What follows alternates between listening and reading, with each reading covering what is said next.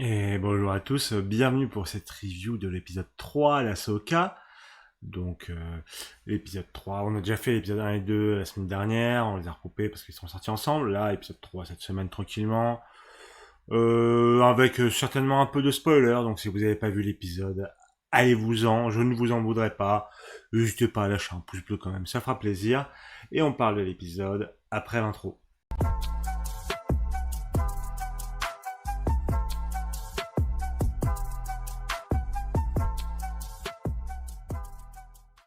Bon bah alors cet épisode 3. Alors je pense que ça va être une review un peu courte.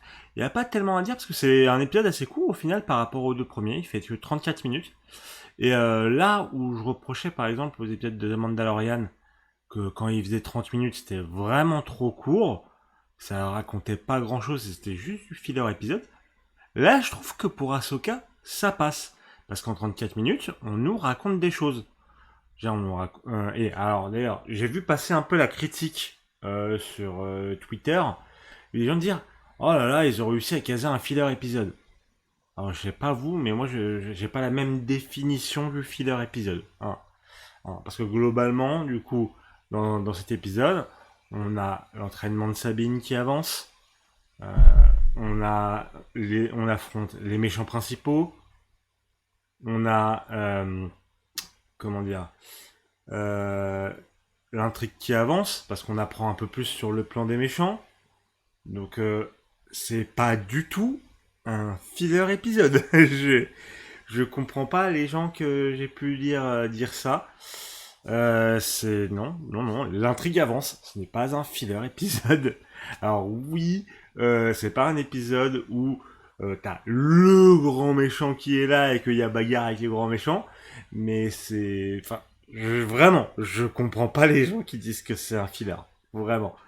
Les antagonistes sont présents, on les confronte, on apprend des choses. C'est des éléments pour le scénario. C'est pas un filler, vraiment. Non, vraiment, enfin, c'est pas du tout un filler. Vraiment. Il n'y a pas de mind game là-dessus, clairement. Donc, en soi, ok. Donc,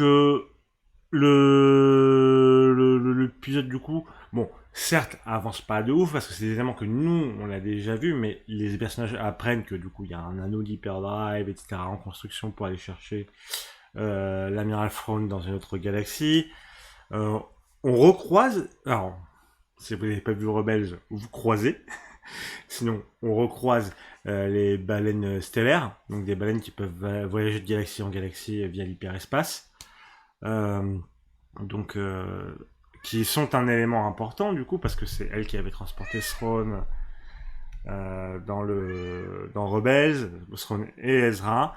Donc là-dessus, c'est une piste pour dire ok, on est dans la bonne direction pour Ahsoka et pour Sabine. Euh, on a aussi le fait que on a le truc intéressant aussi, c'est du coup on a la discussion entre Hera et la chancelière Mosma, qu'on a déjà vu dans Andorre et dans d'autres œuvres par exemple, avec d'autres sénateurs, où du coup ces discussions un peu politiques, etc., etc. On voit que du coup Hera, elle est un peu en galère avec le gouvernement, et on sent que Mosma elle est assez en galère, et ça pose en fait les bases de pourquoi le First Order est revenu dans la postlogie. C'est l'inaction de la République à lutter contre la montée des retours de l'Empire, etc. etc. Ce qui est un peu, bon, mais vous dites, est-ce que Star Wars est politique? Oui, bien sûr, c'est politique, allez vous faire foutre. Et voilà, le manque de lutte des gouvernements face au fascisme, etc. etc. Voilà. Euh,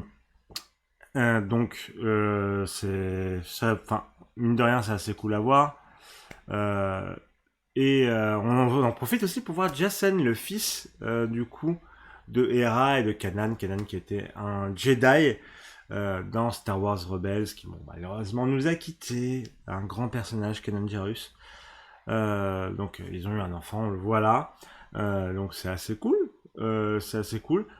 Je pensais qu'il ferait plus Alien, mais après j'avoue que je me rappelle plus trop de sa gueule, parce qu'on le voit 5 secondes à la fin de Rebels, le gamin. Je me rappelle plus de sa gueule. Donc c'est vrai que bon, my bad là-dessus. Mais du coup, non, assez intéressant de voir ce petit Jassen. Parce que il veut devenir un Jedi, tout ça. Donc l'académie de Luke, blablabla, on sait jamais. Ramdoullah, on sait pas, on sait pas. Donc ça, c'est à voir. C'est à voir, c'est à voir. Donc voilà, et du coup, alors, il y a pas mal de discussions aussi entre Ouyang et Ahsoka sur la place de Sabine. Voilà, est-ce que elle est... Parce que Ouyang il estime que l'ordre Jedi ne l'aurait jamais prise, etc. Parce qu'elle n'est pas assez connectée à la force, blablabla, blablabla, blablabla. Euh, et la réponse d'Ahsoka est que pour elle, ça ne doit pas devenir une Jedi. Elle doit devenir elle-même et progresser. Mais c'est vrai que comme Ahsoka ne fait pas partie de l'ordre Jedi, en tout cas n'en fait plus partie depuis la saison 6 de The Clone Wars, de toute façon, entre guillemets, techniquement, elle ne peut pas former un Jedi. Voilà. Donc non, c'est assez legit là-dessus. Je suis assez ok avec l'idée de dire, bah c'est pour ça qu'elle peut l'entraîner parce que c'est pas, elle a pas pour vocation de devenir une Jedi, juste une guerrière accomplie, mais qui peut utiliser la Force. Un peu comme Ahsoka, mais peut-être avec moins de connexion à la Force, mais comme c'est une Mandalorienne, tout ça à la bagarre, elle est bonne, blablabla, blablabla, voilà. Donc là-dessus, ok, c'est cool. Et donc finalement, elle se retrouve du coup échouée sur la planète des antagonistes, hein, qui sont en train d'essayer de ramener Throne, etc. Et donc planquée dans la forêt, et maintenant, bah, ça va être... qu'est-ce qui va se passer pour réussir à empêcher le plan. Il faut qu'ils réparent leur vaisseau, etc. Parce qu'ils s'est bien fait amocher, etc. Alors moi je doute pas trop du fait que même si Hera est là en mode oui je peux pas venir avec vous dans la mission, etc. Parce que du coup les sénateurs ils sont casse-couilles. Je n'ai pas trop de doute sur le fait qu'Hera à un moment viendra sûrement les aider. Parce que comme la communication elle a coupé, je me dis bon, elle va se dire ok, elles ont besoin d'aide, je vais désobéir aux ordres parce que je suis Hera Syndulla, voilà. Donc à voir, à voir, à voir. En attendant, on en est la semaine prochaine, on en sera à la moitié de la série, je crois. Techniquement, je crois qu'il y a 8 épisodes de Ahsoka. Donc à voir sur quoi sur à quel point, enfin à quel niveau on va être.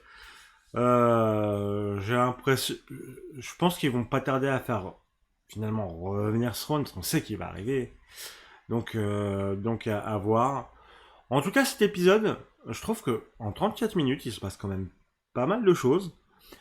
Le dogfight, je trouve, était pas si ouf. Ça, je était un peu mou du genou. Pas incroyable, quoi. Puis la sortie d'Ahsoka dans l'espace, bon. Allez, pourquoi pas, mais j'étais pas en mode ouhou, quoi. Mais ça passe, ça passe, ça passe, ça passe. Ah, Marley, ça passe. Oh, Marley, il a dit ça passe. Magnan, magnan, magnan. Voilà, voilà. Donc, ça passe. Mais il se passe quand même, je trouve, pas mal de choses. Du coup, ça, la relation Sabine-Ahsoka qui, du coup, doivent bosser ensemble. Et Ahsoka qui doit être... Enfin, pour gagner le dogfight, ils sont en mode... Au début, Ahsoka, elle est en mode, ok, faut que tu progresses, tu peux le faire, tu peux le faire. Finalement, c'est Ahsoka qui doit s'adapter à Sabine. Et je trouve ça assez intéressant, hein, pour le coup. C'est un peu l'inverse du trope de l'apprenti qui doit se surpasser, etc. Là, c'est le maître qui doit apprendre à s'adapter pour son élève. Donc, pourquoi pas. Donc, cet épisode final, il se passe pas mal de choses. C'est assez intéressant. Franchement, pour un épisode de 37 minutes, moi, je m'attendais à me faire chier comme un épisode random de milieu de saison du Mandalorian. Et finalement, c'était très cool.